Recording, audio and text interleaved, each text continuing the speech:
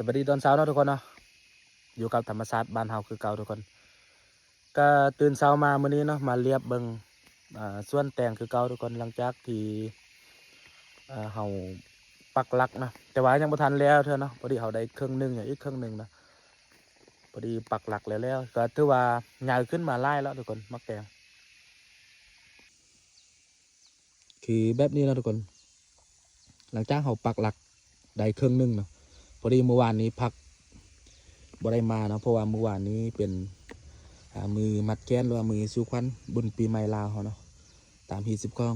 12เนาะของ14บ้านเฮาเนาะพอดีเฮามัดแก้นแล้วก็ได้กินข้าวสามัคคีกันก็เลยบ่ได้มาเนาะบ่ได้มาปักหลักเนาะเกียมที่จะขึ้นห่างคือปักหลักนี้ความหมายคือปักหลักเกียมที่จะขึ้นห่างเนาะปักแบบนี้พอดีได้ครึ่งหนึงอีกครึ่งหนึงเนาะมื้อนี้มาเรียบเบิ่งเนาะเริ่มที่จะใหญ่ขึ้นเรื่อยๆนะทุกคนใหญ่ขึ้นเรื่อยๆอย่างอีกประมาณสัก50,000นี้น่าจะมัดได้แล้วเนาะ50,000มักแตงก็ตัวใหญ่ขึ้นไล่แล้วแต่เผาปะไว้ดนนี้บ่ได้เนาะเดี๋ยวมันจะล้มลงเนาะทุกคนอันนี้ก็เริ่มใหญ่แล้วนี่สูงไล่แล้วมันจะล้มลงเนาะเพราะว่าแต่ละมือนี้ก็ใหญ่ขึ้นเรื่อยๆเนาะเพราะว่าโกมักแตงนี่มันจะใหญ่ไวอันนี้เป็นล็อกทำอิฐนะนี่แหละวิถีชีวิตคนบ้านเฮาตื่นเช้ามาก็มาอยู่แบบนี้แหละกับธรรมศาสตร์บ้านเฮาเนาะมาเรียบเบิ่งเครื่องปลูกของฟังเฮา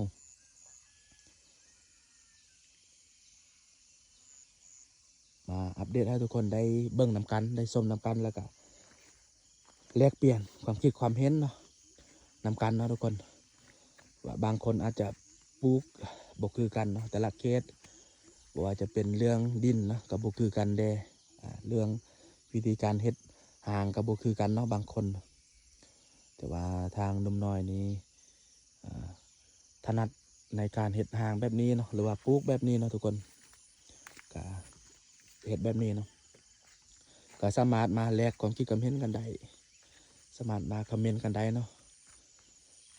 หรือว่าเฮายังฮู้เกี่ยวกับยังแดเนาะเฮาสามารถว่ามาคอมเมนต์แลกเปลี่ยนกันเนาะคนที่เฮ็ดสวนคือกันคนที่เฮ็ดเกษตรคือกันเนาะปลูกแนวอยู่แนวกินคือกันนี่แหละทุกคน